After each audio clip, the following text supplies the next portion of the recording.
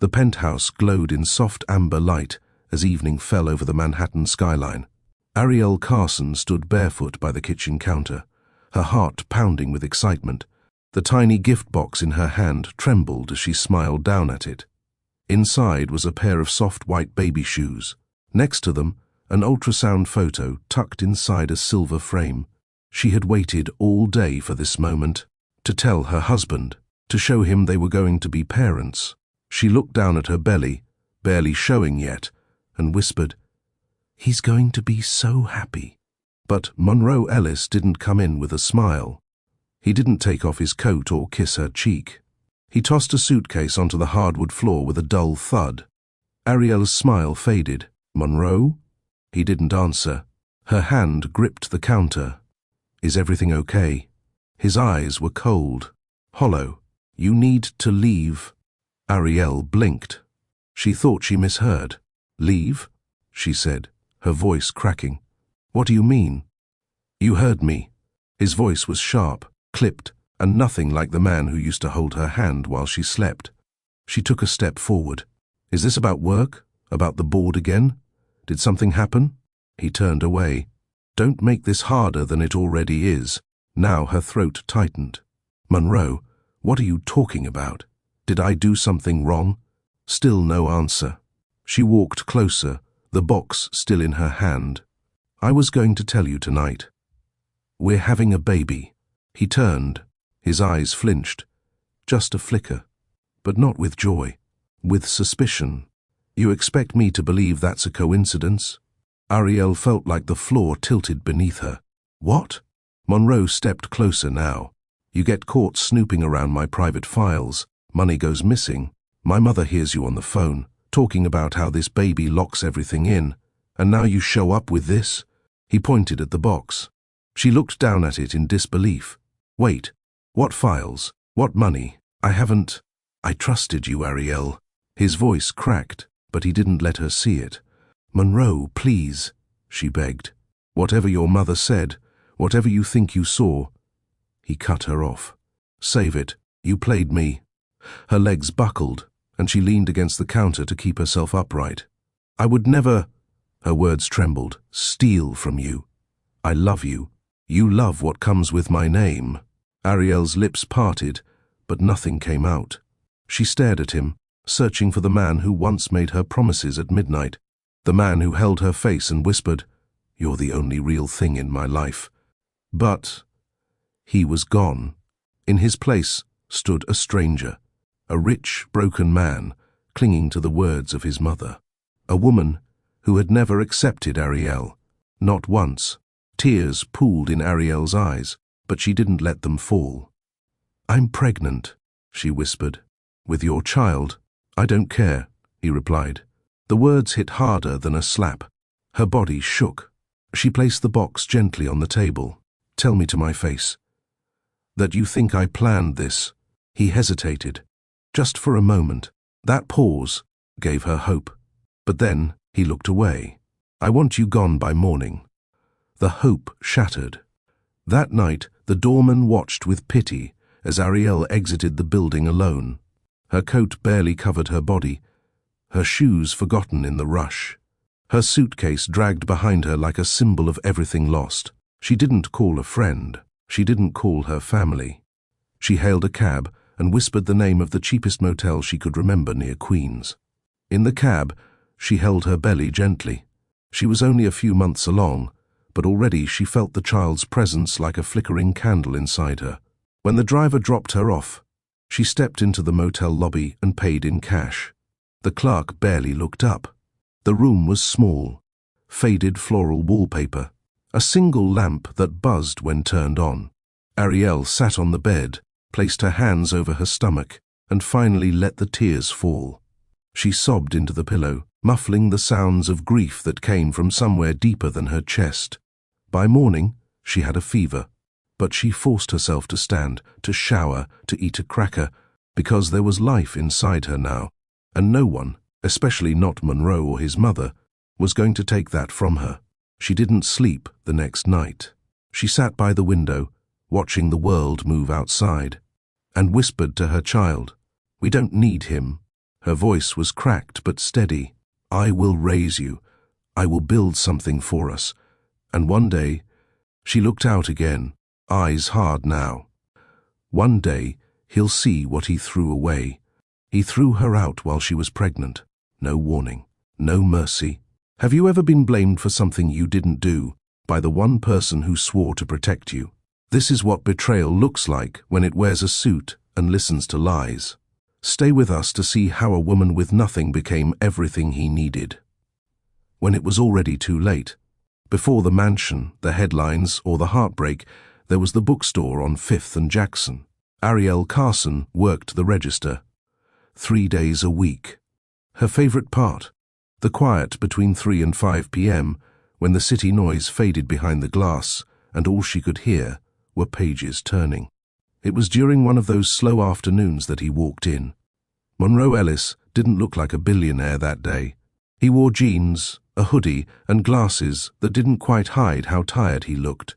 He paced the aisles, didn't speak, didn't smile. Ariel noticed him lingering in the fiction section, pulling out the same copy of The Prophet and then putting it back. After the 4th time, she called out gently, "You know you're allowed to buy it." He blinked, looked at her, then smiled for the first time. "I keep thinking I'll come back when I have time to actually read it." She laughed. "No one ever has time. You just make room." He walked to the register with the book in hand, and that was the first conversation. Monroe came back the next week. Then the week after that, they talked about books at first, then music, then life. He never told her who he was, not at first. He liked how she spoke to him like a person, not a brand. He liked that she didn't care about the watch on his wrist or the fact that he didn't drive a car but had a black SUV waiting out front. Ariel thought he was quiet, maybe a little broken, but kind. There was something soft in him that reminded her of the boy who used to skip stones on Lake Monroe near her childhood home. He made her laugh too, when he let his guard down, and when he finally asked her to dinner, she didn't hesitate. Their first date was at a rooftop cafe in Midtown, not one of those reservation-only, white-glove places. It was simple, Italian, cozy. He told her that night that he ran a company. He didn't say how big. "I build tools for people to work smarter," he said. She nodded. "Sounds important." He looked at her. "You make it sound so boring." She grinned. "That's because you explained it like a robot." He laughed. A real, full laugh. She liked his laugh. It made him look younger, softer, and in that moment, he liked the way she looked at him. Like she saw him, not the empire behind him. 2 months later, Monroe invited her to his apartment for the first time. It wasn't the size of it that shocked her. It was the coldness. Everything was white, grey, or black. No photos, no warmth. "I haven't had time to decorate," he said, almost ashamed. She wandered through the place quietly, then opened a drawer and found 3 different takeout menus, all from the same sushi place. "You're a creature of habit," she teased. He shrugged. "Change is hard." She turned. "Then it's a good thing I'm stubborn." She meant it as a joke, but something shifted in his eyes. "You are," he whispered. And then he kissed her. They didn't rush. He took her on late-night drives when he couldn't sleep. She'd read him poetry in the passenger seat while the city lights blurred past them.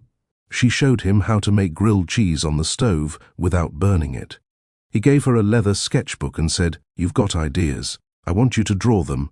They were building something real. 6 months later, he introduced her to his board members as my partner. The room was quiet, confused. Some of them smiled politely. Others didn't hide their shock. Clarissa Ellis was among them that day, her red lipstick unbothered, her silence loud.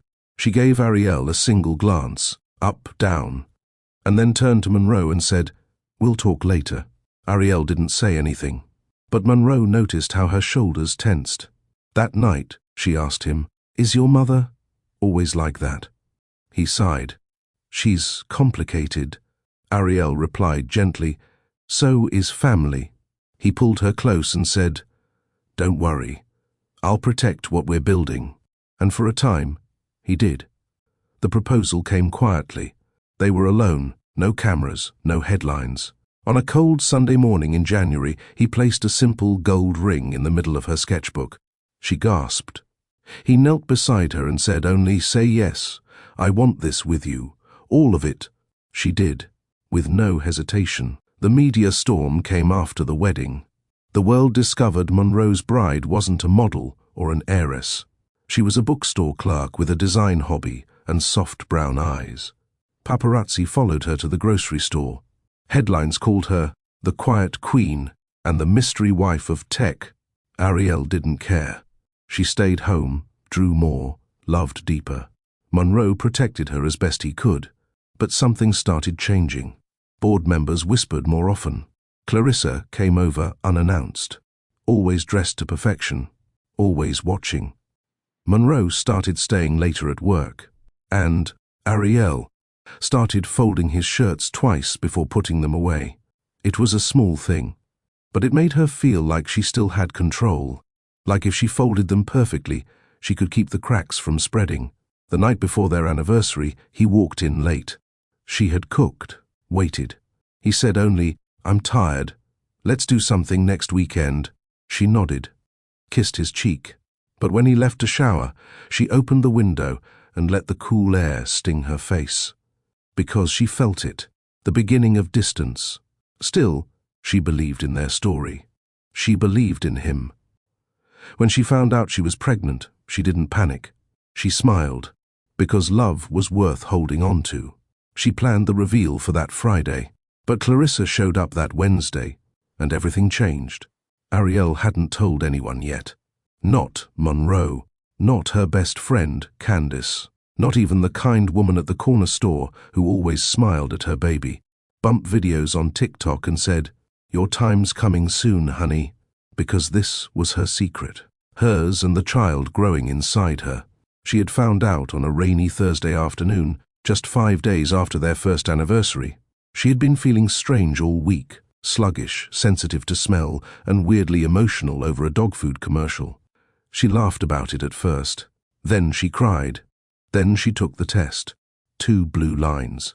1 life-changing moment. She sat on the edge of their bathroom tub and just stared. Not in fear, in wonder. Ariel touched her stomach, even though she knew nothing could be felt yet. There was still something sacred about it, something eternal, a heartbeat she hadn't heard yet but already believed in.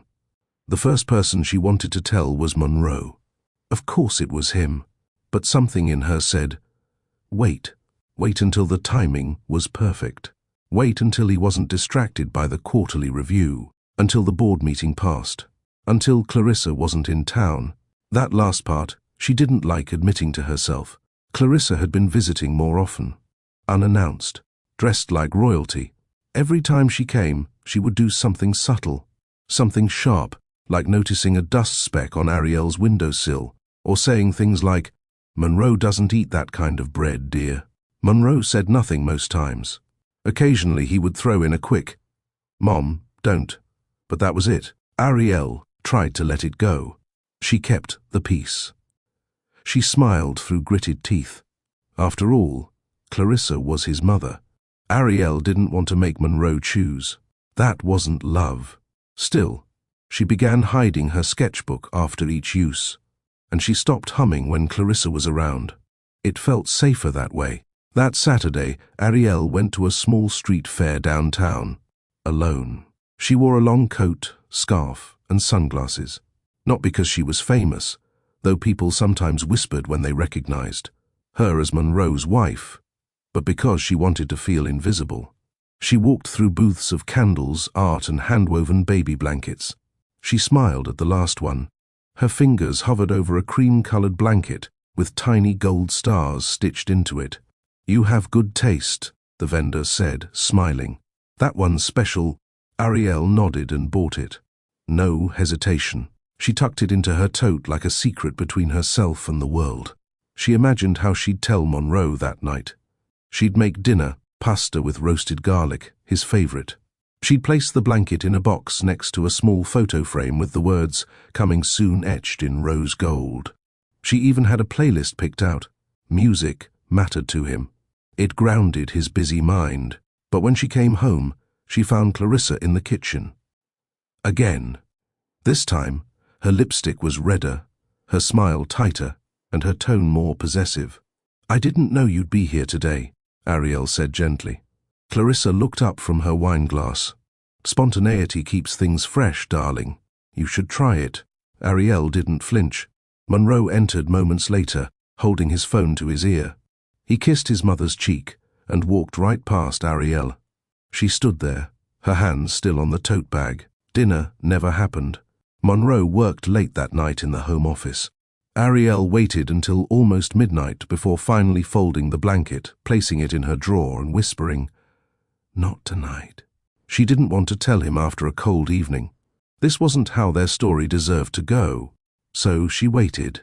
A week passed, then another. She wrote letters to her unborn child, on blank pages, on napkins, in the Notes app of her phone. She started looking at tiny shoes online, ones that made no sound when they walked, ones that would go well with the white onesie she had picked out in her head. Ariel began eating healthier, drinking more water, sleeping on her left side. She spoke to the baby when she was alone, telling them all about the world.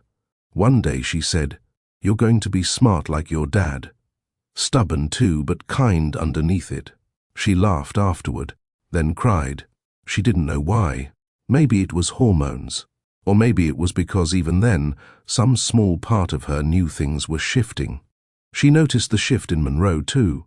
He had become distant, not in an obvious way. He still asked how her day went, still kissed her forehead sometimes, but he stopped reaching for her hand under the table. He no longer sent her good morning, texts from the office, and when she told him a funny story from the cafe downstairs, he gave her a polite smile instead of a laugh.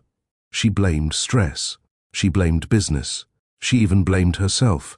What if she had done something wrong? She tried harder. She cleaned more, cooked more, laughed more. She listened, gave space, read books about supporting ambitious men. But nothing cracked through, until the moment she walked into his office by mistake. She had gone to bring him tea. The door was slightly open. She heard voices. Clarissa and Monroe. "You think she's not using that baby to trap you?" Clarissa said. There was a pause. "I don't want to talk about this, Mom," Monroe said flatly. "That's not an answer." Silence. "She knows what she's doing," Clarissa continued. "She's not naive. She got into your life fast, moved in, married you, and now, conveniently, pregnant." "That's enough," Monroe said sharply. But Ariel heard it. He didn't say no. She backed away quietly. The tea remained untouched. She didn't cry that night. Instead, she took a walk in the cold. No coat, no gloves, just a thin sweater and her breath fogging in the winter air. She didn't feel the chill, only the numbness of watching something sacred unravel. Still, she held on to hope, because if she could just show him, if she could remind him of what they built, he would remember, wouldn't he? Ariel made her decision the next morning. She pulled out the box she had originally prepared 2 weeks ago, the blanket, the framed ultrasound, a note. "You're going to be the best dad." She placed it on the dining table and waited. That night, Monroe came in late. His jacket was slung over one shoulder, his tie loose, his expression unreadable. Ariel smiled nervously. "Hey, I made dinner." He nodded. Then his eyes landed on the box. He didn't open it. Instead, he asked, "What's this?" "Just look," she said softly. He did. At least, he tried to. She watched as his shoulders stiffened, as his hand curled into a fist. Clarissa's words must have already been planted deep. He looked at Ariel not with excitement, but suspicion and fear. Monroe didn't open the box. He stared at it like it was a bomb with a ticking timer, not a gift. His jaw was tight, shoulders tense, and his gaze kept flicking from the soft, baby blanket to Ariel's face, as though trying to catch her in a lie. She stood across the room, fingers nervously twisting together. Her voice was gentle. "Monroe, we're going to have a baby." He didn't smile, didn't speak. The weight of silence stretched between them like a thick curtain. Finally, he said flatly, "When were you going to tell me?" She blinked. "Tonight. I've been waiting for the right moment. I wanted it to feel special." He stared at her. "Special?" he repeated, the words sounding bitter in his mouth. Ariel stepped forward. "I didn't mean... What's going on?" Monroe looked at the ultrasound photo, then back at her. "My mother said she heard you talking on the phone last week. Said you were laughing about how this pregnancy would lock everything down." Ariel's heart stopped. "What?" "She also found some money missing from my office, and there was a call logged to a real estate attorney. You didn't tell me anything about that." She stood frozen, barely able to breathe. "I didn't steal from you," she said, her voice trembling. "And I've never spoken to a real estate lawyer in my life. I've been working on designs for the boutique." He cut her off. "She has photos, Ariel, of you entering my study, alone. The same day the account showed a transaction. I was cleaning." She cried. "Your desk was a mess, and you asked me to—" She stopped, her chest rising fast. "Wait, are you saying you believe her?" "I don't know what to believe." Her mouth parted in disbelief. "I'm your wife." Monroe walked past her toward the window, hands in his pockets, eyes searching the skyline like it held the truth he couldn't find in her. "I trusted you, Ariel. But this, it doesn't feel right." Her heart shattered right there in their shared home, not because of the accusations, but because he couldn't even look her in the eye and say he believed her. She took a shaky breath. "Clarissa has never liked me. You know that." "She has reasons," he said quietly. Ariel turned slowly. "Excuse me?" Monroe finally faced her. "You never tried to get along with her. You always kept your distance." "Because she treated me like dirt," Ariel snapped. "She talked down to me, undermined me in front of guests, corrected how I set the table, questioned my education. She's my mother, and I'm your wife." The room went still. The two titles hung between them like weapons drawn. Ariel's voice softened. "Monroe, this isn't about her. It's about us, our child, our family." He didn't move, didn't say a word. It was the silence that gave her the answer. "You really think I'd trap you with a child?" He looked away, and that was all she needed to see. She turned around, grabbed the box, and gently closed it. "I don't want to fight," she said, her voice low and calm, "but I will not stand here and defend myself against lies while carrying your child." She left the room, walked into the guest bedroom, and shut the door quietly behind her. That night, Monroe didn't come to check on her. He didn't knock, and in the morning, the only thing outside the door was a packed suitcase. No note, no words, nothing. She stood there for a full minute staring at it, her breath shallow, her hands resting protectively over her belly. He wanted her gone, just like that, as if the love they built, the nights they shared, the trust they once swore by, all of it could be erased by whispers and a few doctored photos. She didn't argue, didn't cry in front of him. Instead, she dressed in silence, packed what she could, and left. The doorman looked up in surprise as she stepped into the lobby. "Mrs. Ellis, are you okay?" She forced a smile. "And I just need a ride." The cab ride was quiet. She clutched her tote bag and pressed her hand over her stomach the whole way. She told the driver to take her to a low-budget motel in Queens. She'd passed it once while shopping and remembered it only because the sign flickered. When she stepped into the room, the air was cold and the sheets smelled like old soap. But she didn't care.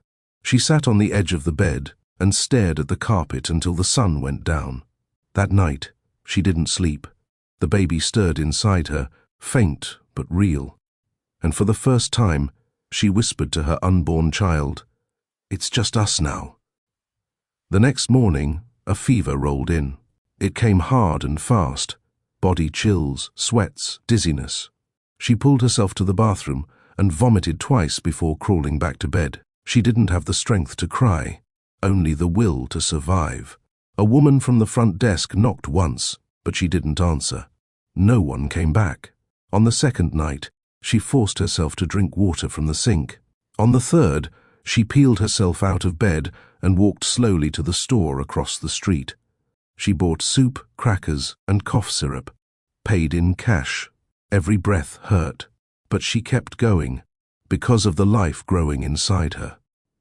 By the fourth day, the fever broke.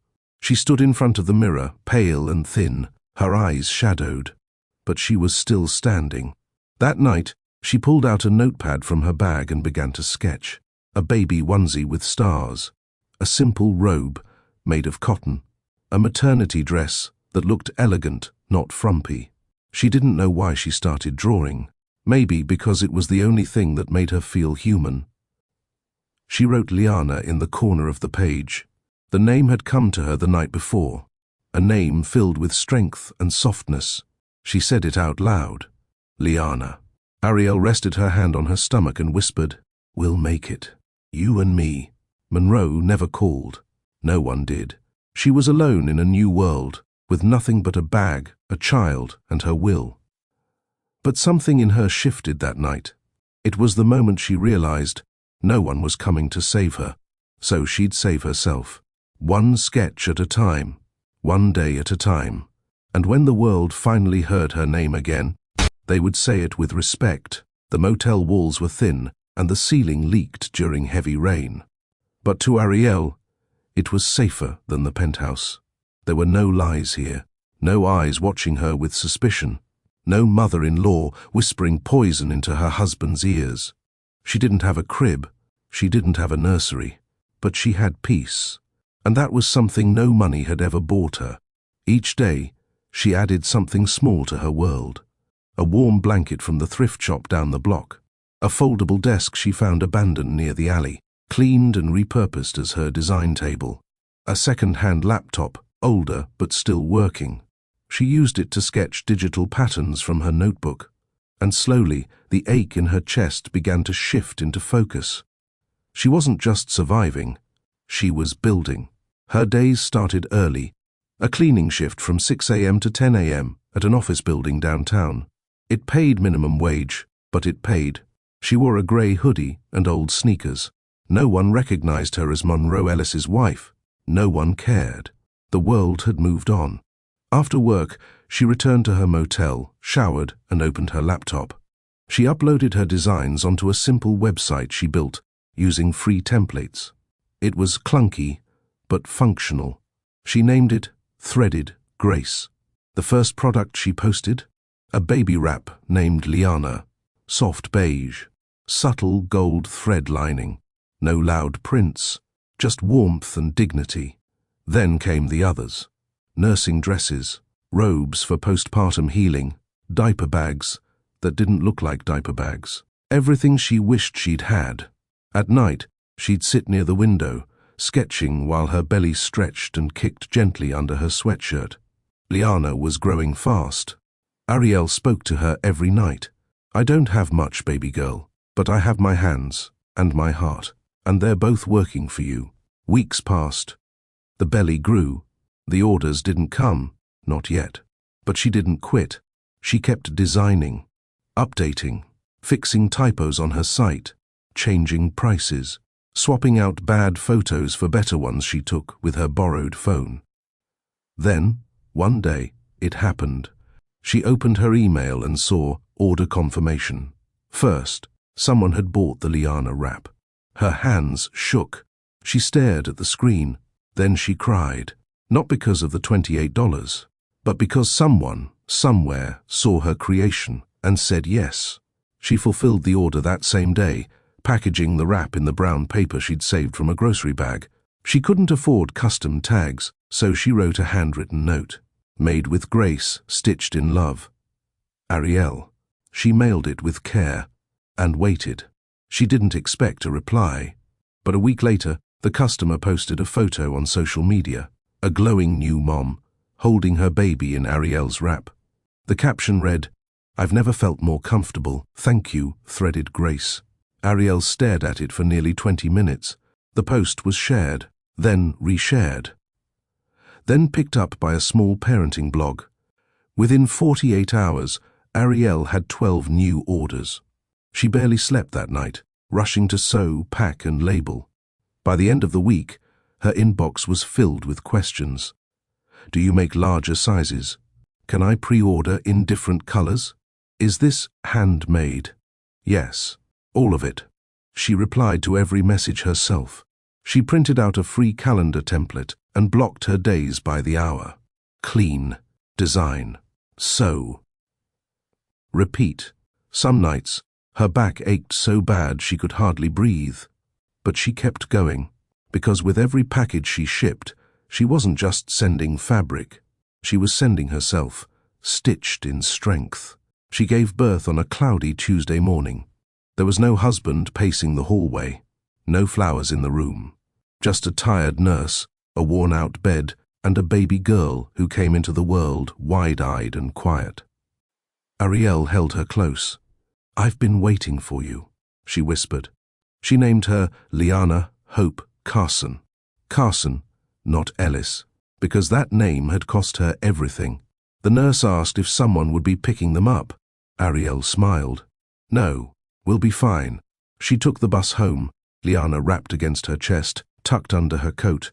She held her with one hand and gripped the rail with the other as the bus rattled through potholes. Some passengers smiled. One offered her a seat. She declined. She was standing now, and she would keep standing. Back in her motel room, Ariel laid Liana down on the bed and unpacked the small box of baby clothes she had stitched herself. Everything was soft. Everything was clean. Everything had meaning. She sat beside her daughter and whispered, "You are not a mistake. You are not a trap. You are a miracle." Her phone pinged with another order, then another. She looked at Liana and said, "Let's get to work." She applied for a business license that same week, found a community workspace for low-income mothers, and reserved a spot in their shared sewing room. She paid $20 for a slot on a handmade goods marketplace, and slowly the orders became a stream. One boutique reached out, asking for samples. She delivered 5 with trembling hands. 2 weeks later, they placed a bulk order for 30 pieces. It felt surreal. She upgraded from motel to studio apartment 6 months later. Small, but hers. She found a second-hand crib, painted it herself, and placed it by the window.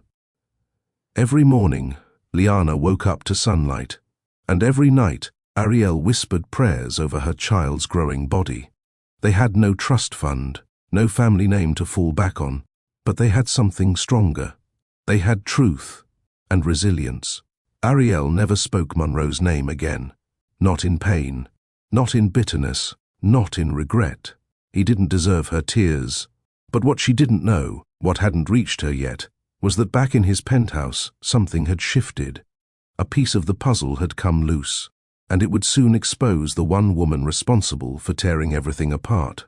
Monroe Ellis stood in the middle of his glass-walled office, overlooking the skyline he once dreamed of conquering. But tonight, the city lights didn't impress him. They mocked him. A year had passed since Ariel left. 12 months of numbing distractions. 12 months of telling himself he did the right thing. He buried himself in work, dated women who looked like success stories and spoke like investor pitch decks. None of them touched him. None of them filled the hollow. He told himself he was fine, until he wasn't. It started small, an email from a boutique investor mentioning a new brand that was killing the motherwear segment. A startup called Threaded Grace. Elegant, minimalist, handmade. The photos were warm, raw, and deeply human. He'd clicked the link out of boredom, but what he saw stunned him. The sketches, the stitching, the handwriting on the thank you notes photographed and shared by customers. He knew that handwriting. It was hers. Arielle. He didn't blink for nearly a minute. She was out there, alive, thriving, working, and she never once reached out. He closed the tab and didn't mention it to anyone. But something inside him cracked. That night he went to the study, A room he hadn't stepped into much since she left. Dust covered the shelves. The desk was untouched. He opened a drawer and found her old sketchbook, the one he gave her before they married. It was full now. Designs, scribbles, ideas for a brand she never got to build while in his house. She had been planning her future quietly, and he had missed all of it. Because of his mother. Clarissa hadn't changed. Still poised, still dressed in designer gowns, still holding court at charity galas. She stopped asking about Ariel after the first few months. "You're better off," she'd say. "That girl didn't know how to be a wife to a man of your stature." Monroe used to nod. But now the words stung. He remembered the way Ariel used to fold his clothes, leave tiny notes on his desk, heat soup when he was sick, all without fanfare. He had pushed her away because his mother whispered doubt. That was the night he started questioning everything. He didn't sleep. Instead, he poured a drink, sat in the living room, and pulled out an old security drive from his safe. Backups from his home cameras. He hadn't touched them since the day Ariel left. He plugged it into his laptop. File after file blinked to life, mostly mundane. But then, he found the clip. The one from the day Clarissa claimed she caught Ariel snooping and stealing. He hit play. There was Ariel, in the study, organizing books on the shelf, straightening the desk. She picked up a paper and looked at it for a second, then neatly tucked it into the drawer. Nothing suspicious, nothing malicious. Then came the second clip. Clarissa entering the study, alone. She pulled out her phone, set it down, adjusted the lighting, then placed an envelope into the drawer and turned the camera slightly. It was staged, all of it. Monroe leaned back in the chair, stunned. He replayed the clip, watched as Clarissa positioned everything with surgical calculation. He remembered asking her back then, "How did you get the photo?" And she had said, "It doesn't matter how, it matters what she did." No, it mattered. It all mattered. Monroe sat still for several minutes, his jaw tight. Then he stood and walked out of the room. The next morning, he confronted her. Clarissa was sipping tea in the sunroom, wearing pearls and flipping through a lifestyle magazine. When Monroe placed the laptop in front of her and pressed play, she didn't blink, not once. When it ended, she folded the magazine and looked up. "You weren't supposed to see that." Monroe's voice was low, cold. "You lied. I protected you," she answered, tone calm. "From a woman who was going to destroy your name, your fortune. She loved me." Clarissa scoffed. "She loved the idea of you. Don't be naive, Monroe. That girl saw a way out of her world, and she used you to get there." "No," he snapped. "You used me. You used fear." She placed her teacup down. "And what has she done since?" "Disappeared. She didn't even fight to stay." "She was pregnant," he said through clenched teeth, "carrying my child. And I threw her out." Clarissa stood. "You're my son. I will not apologize for protecting you. You ruined my life. I saved your legacy." Monroe stared at her for a long time. Then he walked out without another word. That evening he sat in the nursery, the one Ariel had never gotten to decorate. It was empty, silent. He held the ultrasound photo she had left behind, tucked inside her sketchbook. She had been trying to tell him the whole time. And he failed her. He failed them both. He spent the next few days searching quietly. He didn't want tabloids involved, no assistants, no family. He searched for threaded grace, tracked the boutique that sold her line. He bought one of her wraps anonymously. When it arrived, the packaging was simple, but inside was a note, made with grace, from one mother to another. Ariel C., no last name, but her truth was all over it. He stared at the handwriting. His hands trembled. She was still her, and she had done what he never did. She built something out of brokenness, alone. He opened his laptop and wrote a message, then deleted it. He wasn't ready, not yet. But he would be. He had to be, because somewhere out there was his daughter, and the woman he once called home. The Liberty Convention Center buzzed with energy. It was the annual Women in Innovation Summit, a 3-day event celebrating female entrepreneurs and industry disruptors. Every major media outlet had sent a crew. Cameras flashed, microphones hovered, lanyards hung from necks like medals. Monroe Ellis had never attended one of these events before. Not because he didn't support the cause. He'd signed sponsorship checks, donated to women, led tech startups, even hosted mentoring breakfasts, but he never showed up in person. Until now. He wasn't listed as a speaker.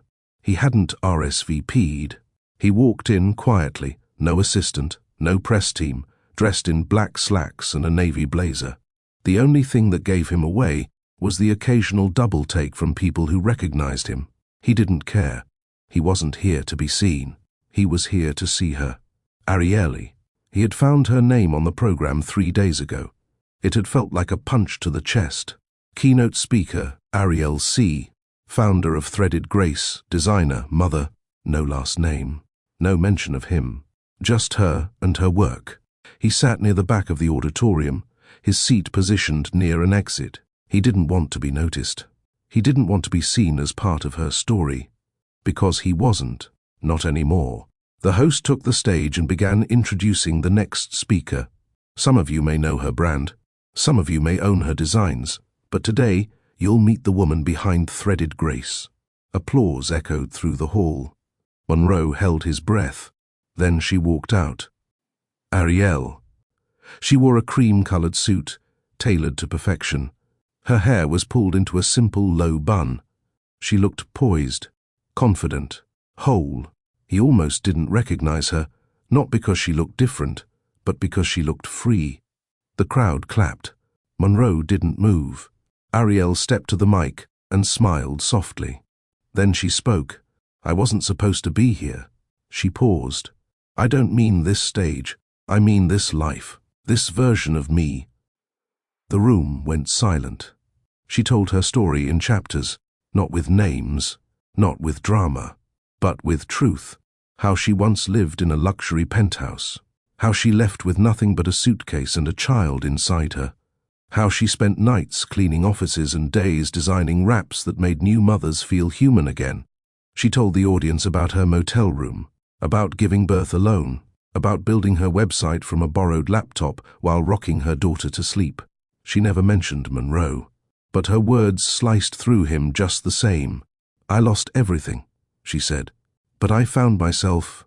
The applause came slowly at first, then built to a standing ovation. Monroe stayed seated. His chest was tight, eyes glassy. He had expected to see her thriving. He didn't expect to feel this small. After her talk, she exited the stage gracefully and disappeared behind the curtain. The room buzzed with admiration. Monroe stayed a while longer, unsure what to do. Then he stood and walked. He didn't know where her dressing room was. He didn't know if she'd want to see him, but he had to try. He took the hallway behind the main stage, walking past event staff and panelists. He kept his head down. Then he saw her, near the exit, holding a little girl. She couldn't have been more than one. Light brown curls, soft cheeks, and the same calm eyes Monroe saw in the mirror every morning. He stopped walking. Arielle was squatting beside her, adjusting her shoe. Then the girl looked up. Their eyes met. Time slowed. She stared at him with a mixture of curiosity and stillness. He didn't need a test. He knew. This was his daughter. He took a step forward. Arielle turned around. Her face froze. She stood slowly, her arms instinctively going around Liana. They stared at each other. Two people with years between them. Regret. Grief. Words left unsaid. Hi, Monroe said quietly. Arielle didn't respond. He cleared his throat. I saw your name on the program. I didn't come to make a scene. She looked down at Liana, then back at him. Why are you here? Because I had to be, he answered. There was a long pause. He looked at the little girl again. She's beautiful. She is, Arielle said, and she doesn't know who you are. I don't expect her to. She adjusted the baby's jacket. You watched the keynote? Yes. He hesitated. You were incredible. She nodded once. "Thank you. I saw the footage," he added. "From the study. I know what my mother did." Ariel's face didn't change. She'd probably imagined this moment 100 different ways. Screaming at him, crying, walking away. But when it came, she felt tired. "I'm sorry," Monroe said. Ariel exhaled. "You should be—" Another pause. "I want to know her," he said. "She's not a favor," Ariel replied. "Not a second chance prize. She's a child, a whole person." "I understand." Ariel picked up her bag. "I have a meeting." Monroe stepped aside. She began walking, then paused. "I don't hate you," she said without turning. "But I had to protect myself, and her. I still will." Then she walked away. Liana looked back once, over her mother's shoulder, and Monroe stood there, alone, still. Monroe didn't leave the venue immediately. He stood in the hallway long after Ariel disappeared into the crowd. His legs felt heavy. His mind spun in loops. He had finally seen her again, after all that time, after all the silence. And yet, nothing he imagined had prepared him for the look in her eyes. There was no anger in her voice, no shouting, no need to prove anything. That was what crushed him the most. She didn't need him anymore. He stepped outside into the cool air. The sky was grey, the wind biting. It matched the storm inside him. He replayed the moment again and again, the way she held their daughter like a shield, the way she said she doesn't know who you are, and that line, "She's not a second chance prize." He walked to the curb and got into his car, but he didn't start it. He stared at the steering wheel. For the first time in years, he admitted something to himself. He didn't lose her the day she walked out. He lost her the night he chose silence over trust. He had listened to lies from the one person who had never liked her. He had believed Clarissa's warnings and ignored his own wife's truth. And now? He was just a ghost, standing on the outside of a life that should have been his. He drove home slowly. The penthouse felt colder than usual. He stepped inside, dropped his keys, and sat on the edge of the bed. The house had never been quieter. No baby cries, no late-night laughter, no scent of her lotion in the bathroom. He opened her sketchbook again. On the last page, she'd scribbled a note. He hadn't seen it before. "If I go, it won't be because I gave up. It'll be because I was already gone, and you never noticed." He shut the book and covered his face with his hands. That night, he called his lawyer. "I need a will revision," he said. The man on the other end hesitated. "Now?" "Yes. Effective immediately. I need to make sure my daughter is included." "You have a daughter?" "Yes." Monroe gave Liana's full name, Ariel's current business address. He didn't need to discuss custody or rights. That wasn't the goal tonight. The goal was accountability. He wasn't trying to win back what he lost. He was trying to take responsibility for it. The next day, he met with his board of directors and quietly stepped back from daily operations.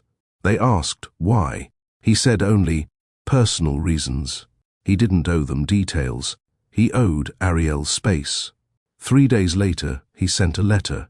Handwritten, no business logo, no branding, just his words. "Arielle, you don't owe me anything, but you deserve to know that I finally saw the truth. Not just the footage, the silence, the way I let someone poison what we had without ever fighting for you. I was a coward. I believed the wrong person and abandoned the right one. I let fear win. I let ego speak for me. I let you walk out while I stood there, thinking you'd come back out of guilt, but you didn't. You went on, and what you built, it humbled me. You've raised our daughter with grace. You've become more than I ever deserved. And though I can't change the past, I want to do right by the present and the future. If she ever asks about me, tell her I was late. But not because I didn't love her, because I didn't know how to love myself enough to be honest then. I will never pressure you, never demand anything. But if there's a space where I can be useful, present, truthful, I'd be grateful for the chance. Tell her happy first birthday. I hope she grows up to be just like you." Monroe. He mailed it himself.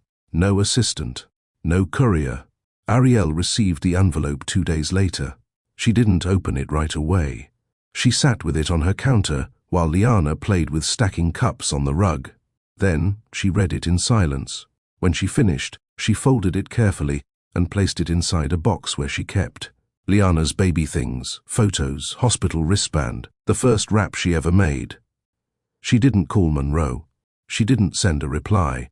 But that night, she looked at Liana and said, "Your father is trying." Liana giggled, babbled nonsense, and tried to feed her a block. Ariel smiled. She didn't know what tomorrow held. She didn't know if Monroe would ever earn space in their life again. But for the first time, it didn't hurt to say his name. That was progress. For now, that was enough. Monroe didn't expect a reply. When he dropped the letter in the mailbox, it felt like placing something precious in a time capsule, hope without a timeline. It wasn't an invitation. It was a confession.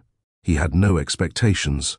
But change has a way of testing you, and Monroe was ready to be tested. The days that followed weren't easy. He spent them stripped of distractions. No late dinners, no parties, no boardroom victories to mask the hollowness. For the first time since Ariel left, he sat with his regret and stared it in the face. He visited the old neighborhood where they first met. The bookstore had closed down during the pandemic. In its place stood a coffee shop with loud music and overpriced muffins. Still, he walked inside. He sat at the table near the window, the same one where Ariel had once.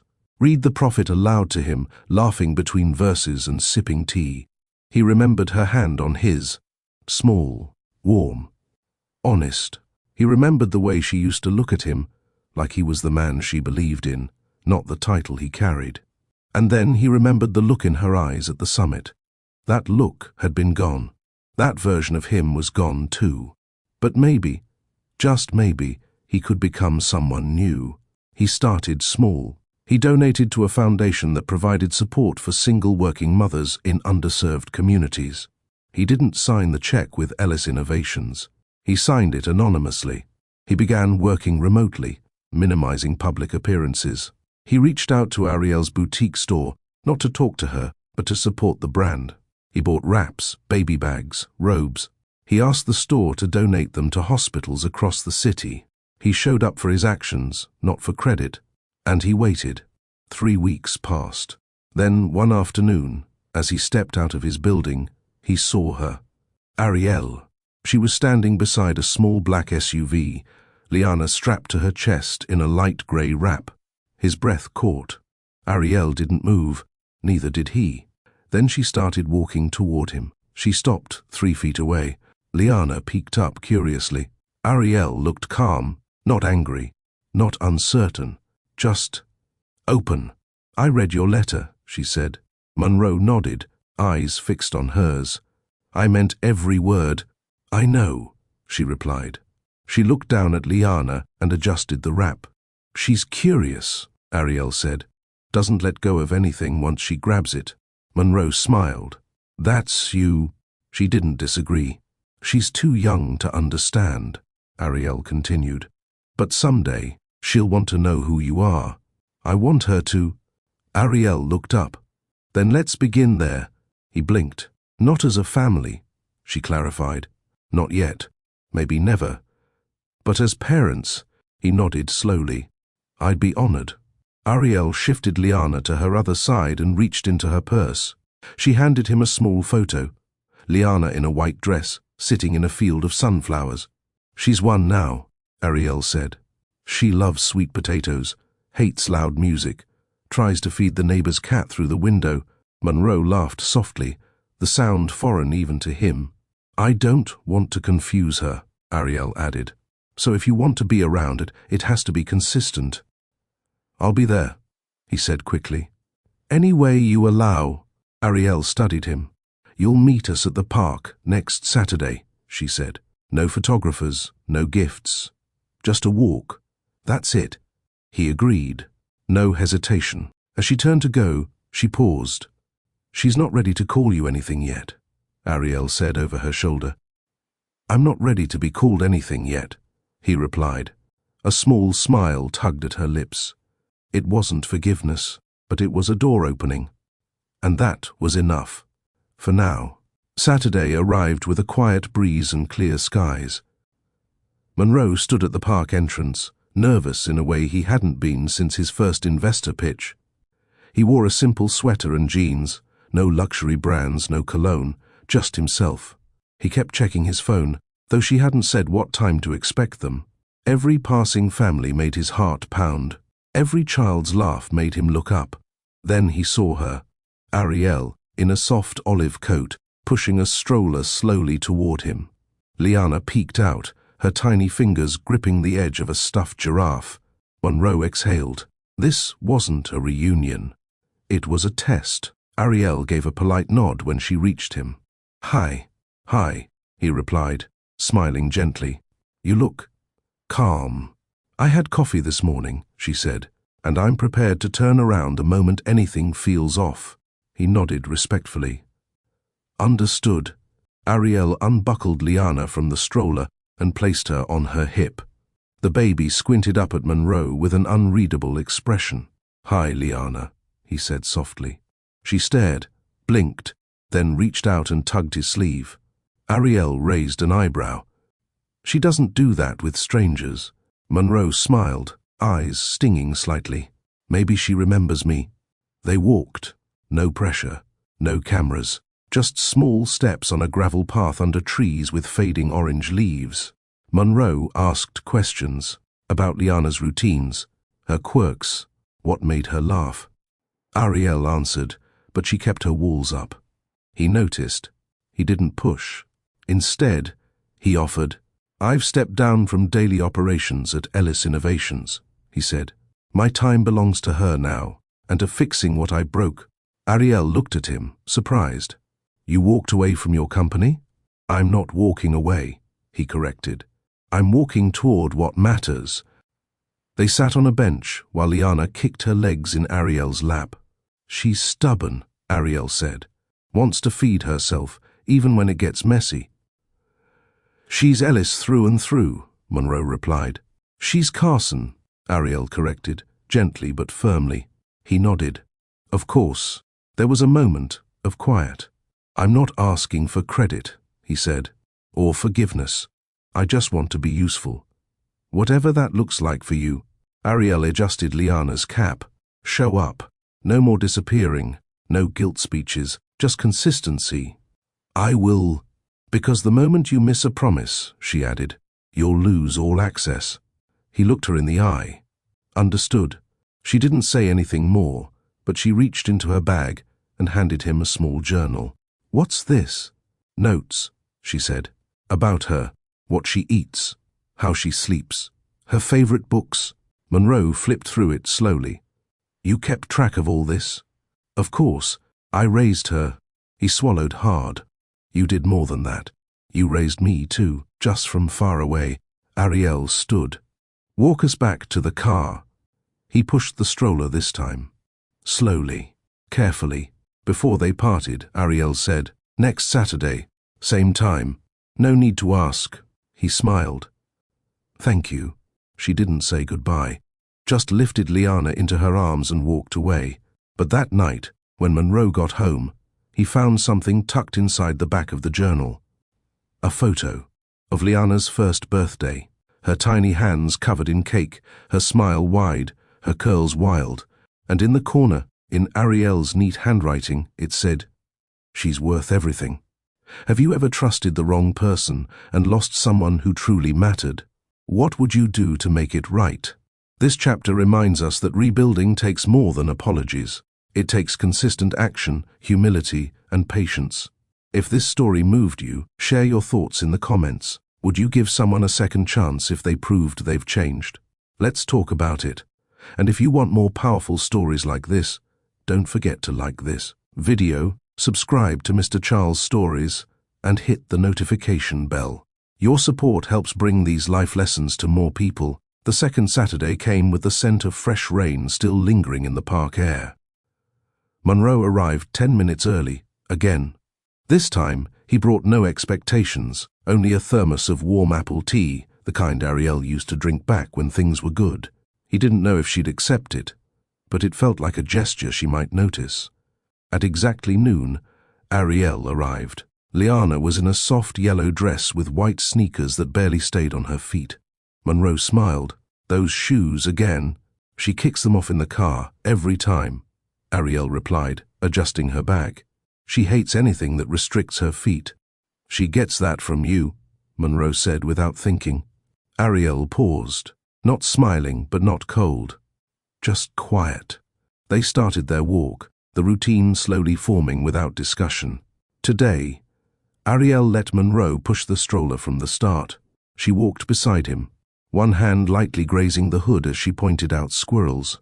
"And leaves to Liana, who watched everything with wide, curious eyes. Does she talk much yet?" Monroe asked. "She tries," Ariel replied. "Her favorite word is no." Monroe laughed, already learning boundaries. She had to. They walked a little farther. Birds flitted across the path. Monroe cleared his throat.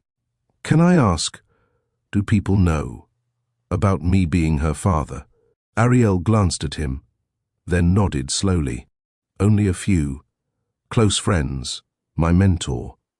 No press. I didn't want the world tying her worth to your name. That was wise. I didn't want pity or spectacle. You didn't want her to be reduced to the CEO's daughter." "Exactly." He took a moment to process that. "Thank you," he said sincerely. "For what? For protecting her when I didn't. For giving her something whole to grow inside." Ariel didn't respond right away. They stopped near a small pond. Liana squealed when she saw ducks and kicked her feet wildly. Monroe crouched beside the stroller, pointing to the birds. "She likes animals," Ariel said. "She's got that soft curiosity. It's who she is." They sat on a bench again. Monroe offered her the thermos. She looked at it, then at him. "No logos," he said. "No strings, just tea." Ariel took it, sipped, said nothing. But she didn't hand it back. Instead, she asked, "What were you like as a kid?" Monroe was surprised. "Lonely," he admitted. "Boarding schools, tutors, expectations. My father wasn't around much. My mother was intense." Ariel nodded. "That tracks." He laughed under his breath. "Yeah. What about happy memories? Books. I used to read late into the night with a flashlight. I'd get lost in worlds where family meant warmth. Liana deserves warmth. She does. More than I did. More than I gave." He looked at Ariel. "I want to help. To be steady. Show her love doesn't leave." Ariel met his gaze. "Don't say that to me," she said calmly. "Say that to her." He looked at Liana, who was busy chewing on a teething toy. "I'll show her." Ariel checked her watch. "Same time next week?" he asked. She stood and nodded. "Yes, but bring wipes and snacks. She throws tantrums if her hands get sticky." "Got it." As she walked away, Monroe watched the two of them, his daughter and the woman. He once pushed away, now moving forward without him, but no longer out of reach. And in that moment, he didn't feel entitled to their love. He felt responsible for earning it. Monroe arrived the following Saturday with a small backpack slung over his shoulder. Inside, wipes, snacks, a change of clothes, a soft book with flaps, and a silicone teething toy shaped like a giraffe. He had read 4 parenting blogs the night before, made a checklist, and double-checked it twice. When Ariel saw him walking toward the park bench where she and Liana waited, she raised an eyebrow. "Prepared today?" "Trying to be," he said. "I read that grape juice is dangerous in white outfits, so I brought water and fruit slices instead." She smirked faintly. "You learn fast." He crouched beside Liana, who was already trying to unbuckle herself from the stroller. "You want out?" he asked gently. She babbled in response. Ariel handed him the diaper bag. "Go ahead. You'll need both hands." He reached in, pulled her out carefully, and settled her on his lap. Liana blinked up at him, reached out, and yanked his collar. "She has a thing for grabbing," Ariel said. Monroe chuckled. "I deserve it."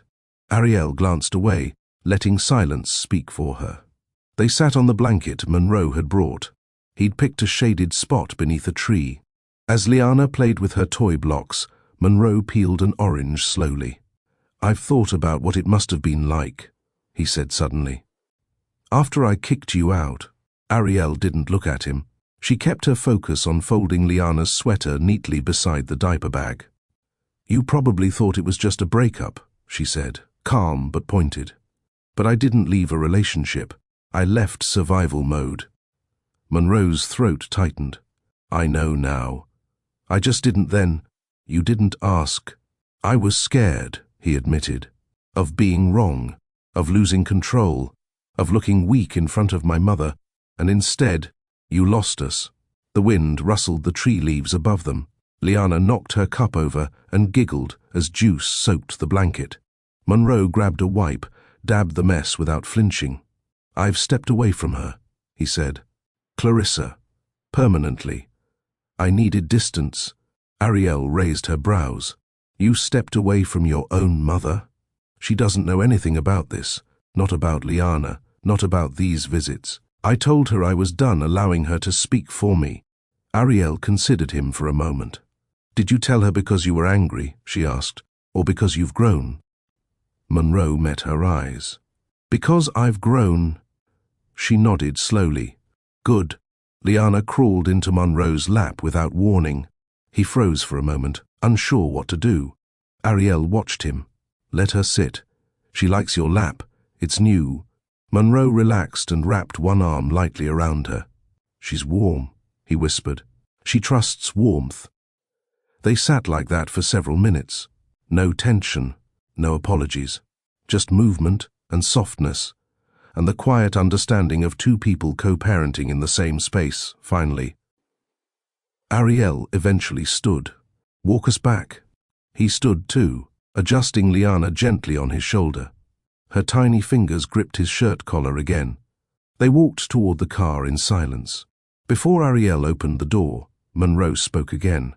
"I'd like to start contributing financially." "To her needs." Ariel turned. "She's taken care of." "I know. But I should be part of that."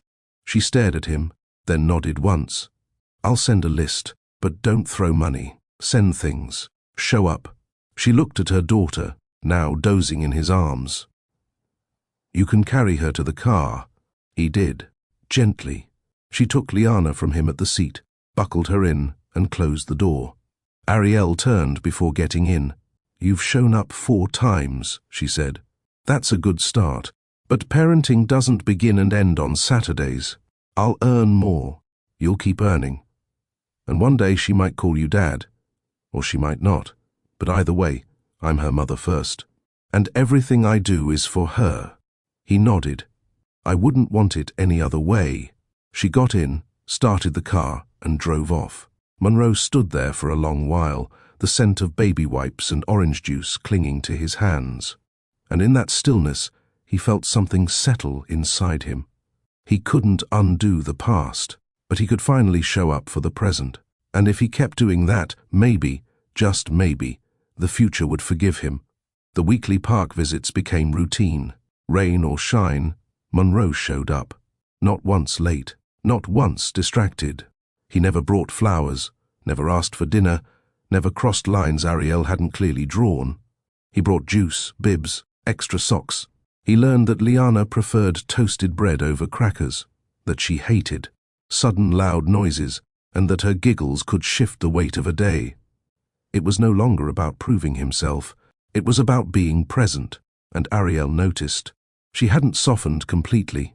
Trust didn't come with punctuality or patience alone, but her posture toward him had changed. One morning, she offered something unexpected. "Would you like to join us for music class next Friday?" Monroe blinked. "Music class?" "She goes with me once a week to a center nearby. They sing songs, shake maracas, tap tambourines. She loves it." "I'd love to go. Don't be late." He wasn't. He arrived 10 minutes early, parked across the street, and waited until he saw Ariel walking toward the building. Liana bounced in her baby carrier, arms flailing with excitement. When they stepped inside, Monroe followed her lead. He sat cross-legged beside her on the playmat, holding a tiny shaker in his hand like it was a golden ticket. The instructor began to sing. Ariel clapped softly in rhythm, while Liana stomped her feet and babbled at the top of her lungs. Monroe tried to keep up. He didn't know the words, but he watched his daughter, watched how free she was, how comfortable, how completely unaware of how hard he'd fought just to be in that room. That class lasted 45 minutes. To Monroe, it felt like a blink. Afterward, while packing Liana's things, Ariel glanced at him. "You looked ridiculous." "I probably did," he admitted, "but she loved it. She's the only one I'm trying to impress." As they walked to the car, Ariel looked over. "You can come next week." He didn't smile too wide, just nodded. "I will."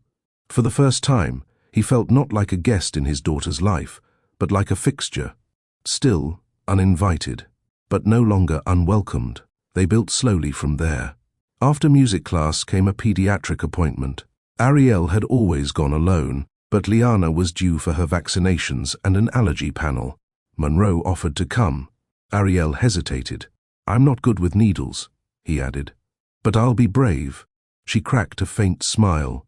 "We'll see." At the clinic, Liana was clingy.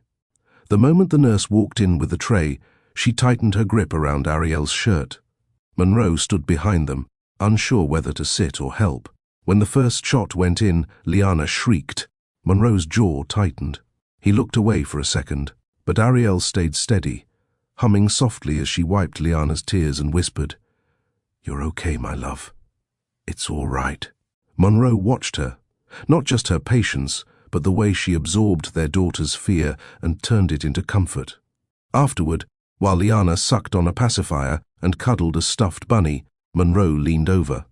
"You're incredible." Ariel looked at him, unsure if it was a line or a truth. He didn't let her guess. "I panicked when I saw that needle. You barely blinked." She needed someone calm. "You always are," he said. "You were, even when I didn't deserve it." Ariel fastened the baby carrier and stood. "Calm doesn't mean unhurt." He nodded. "I know that now."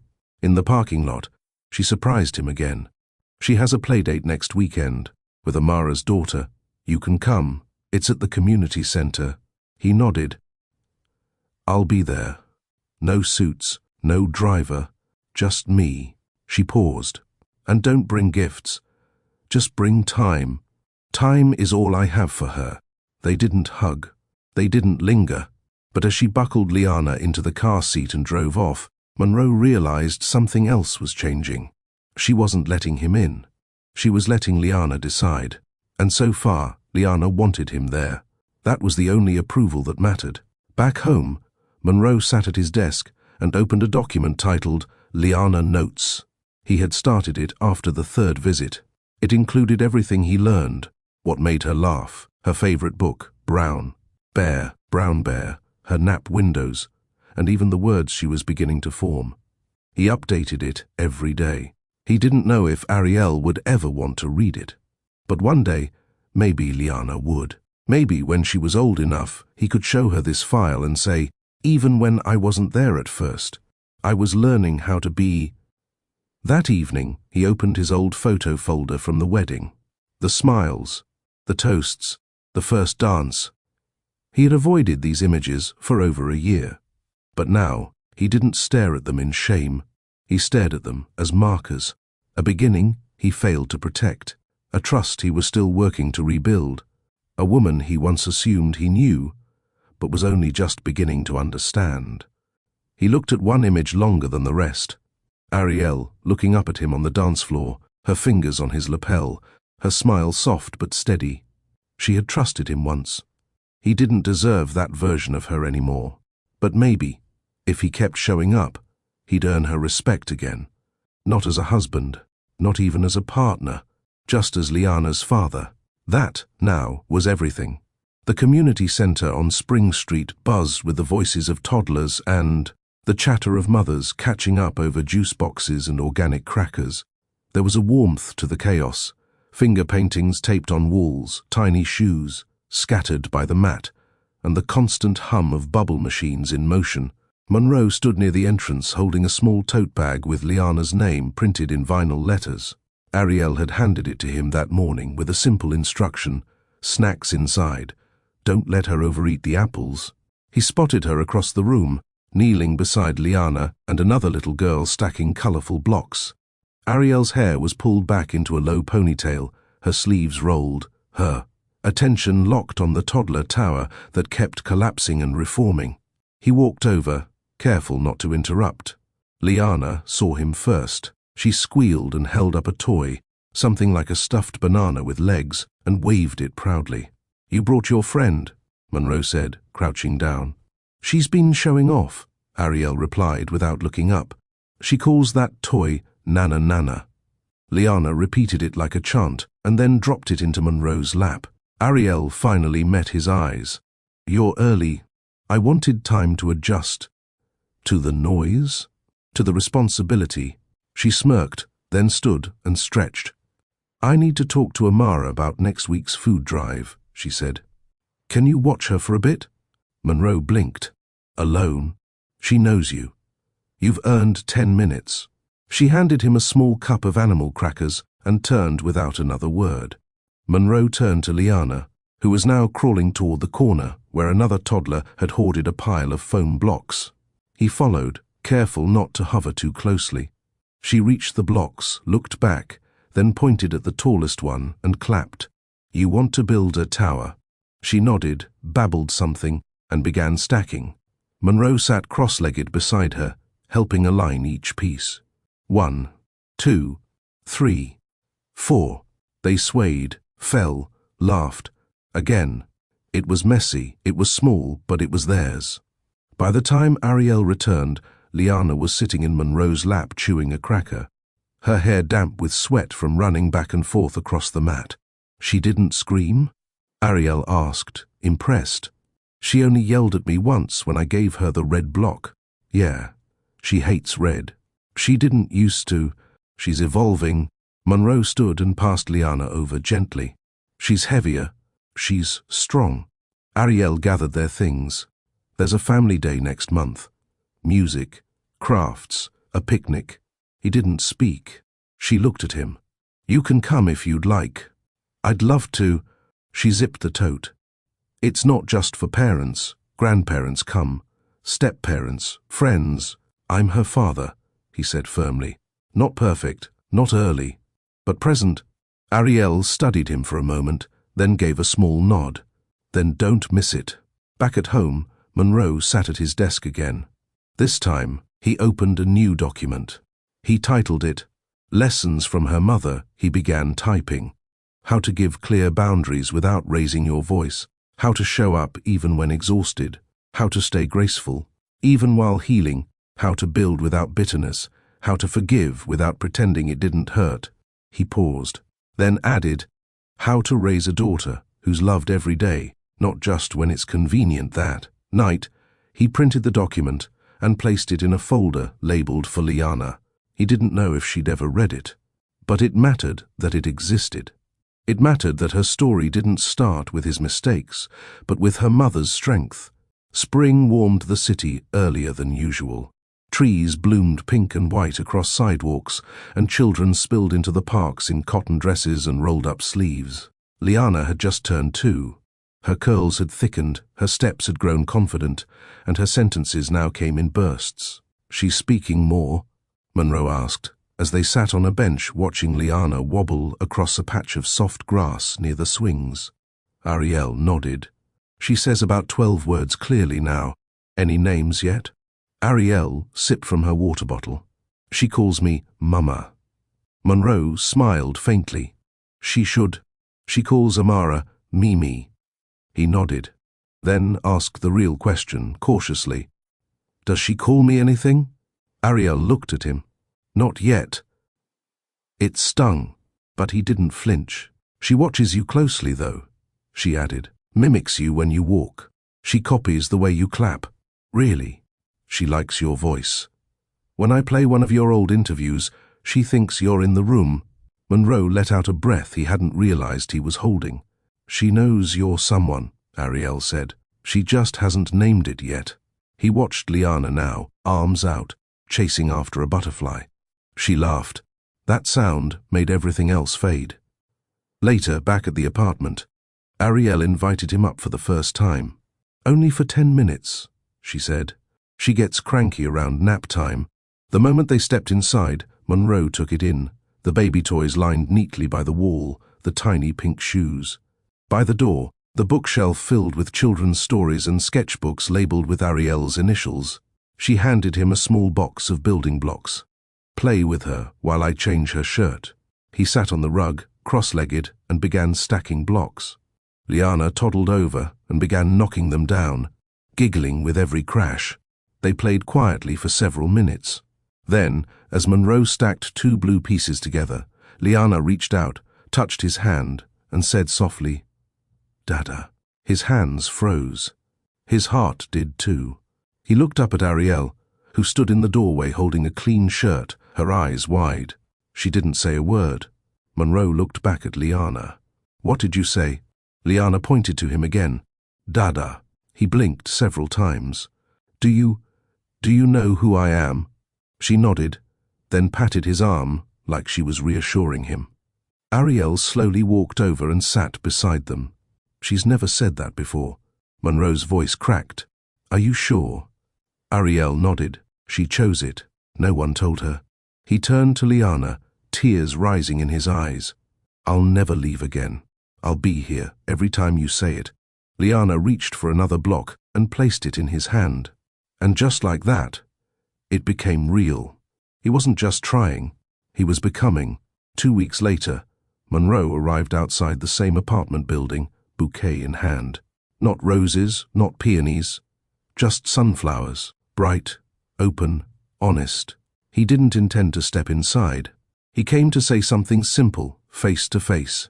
Ariel opened the door, surprised. "I thought we were meeting at the park," she said. "We are, but I wanted to talk to you alone first." She let the door stay half closed. "Everything okay?" "I just wanted to say thank you for trusting me, for giving her space to choose me." "She didn't choose you," Ariel said gently. "She recognized you." He nodded. "That's even deeper," he replied. He handed her the flowers. "They're not for forgiveness, they're for celebration. You did something most people can't. You rebuilt your life after being broken and made it beautiful." Ariel didn't take the flowers right away. She looked at them, then at him. "Is that why you're really here?" she asked. "To say thank you?" Monroe hesitated. "No," he admitted. "I also came because I still love you." Ariel said nothing. "I'm not saying that to pressure you," he continued. "I'm saying it so you know that everything I do from here on out is from that place. Not guilt, not duty, just love." A long pause passed between them. Then she took the bouquet. "That love hurt me," she said quietly. "I know. It tore down my home, made me doubt my worth." He stepped back slightly, letting the weight of her words land. "And I don't know if I'll ever feel safe loving you again." He nodded, steady. "That's fair. But," she continued, her voice softer now, "I see the change. Liana sees it too." He looked down, humbled. "She saved me. She saved both of us." Another silence. But this one wasn't heavy. It was thoughtful, peaceful. "You're not the same man who threw me out," she said. "And I'm not the same woman who begged to stay." Monroe's eyes met hers. "Would you let me know the woman you are now?" Ariel didn't smile, but she didn't close the door either. She opened it wider. "Let's start with breakfast." His breath hitched. "Breakfast? Waffles. For Liana. She demands whipped cream now." He grinned. "She's got standards." Ariel finally smiled. "She gets that from me." Later that day, they sat around the small kitchen table. Ariel in her robe, Liana tossing strawberries at the floor, Monroe laughing as he cleaned them up. No diamond rings, no promises of forever, just a rebuilt present, a real one. And in the end, that was Ariel's greatest comeback. She didn't need him. but she chose to let him try again. Her story didn't end with exile or heartbreak. It ended with truth, healing, and the quiet power of a woman who walked away, then let love return, only when it proved itself worthy. If this story moved you, drop a comment and let us know. Would you open the door to someone who once betrayed you if they truly changed? Ariel's story reminds us that love isn't about perfect people. It's about second chances that are earned, not assumed. For more emotional, empowering stories that reflect life's hardest truths and deepest lessons, subscribe to Mr. Charles Stories, like this video, and share it with someone who needs it today. We all fall. What matters is how we rise.